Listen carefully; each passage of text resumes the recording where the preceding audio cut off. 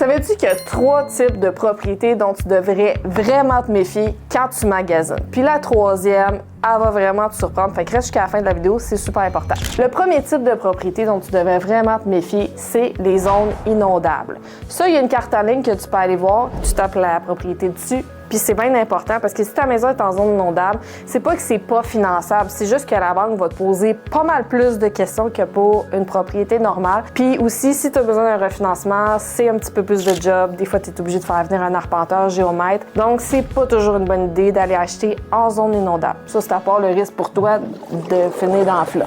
Deuxième type de propriété dont il faut que tu te méfies, c'est celles qui ont des besoins de travaux majeurs. S'il y a une craque qui passe bord en bord de la maison, on évite d'acheter ça, c'est pas bon. Les banques non plus, ils aiment pas ça.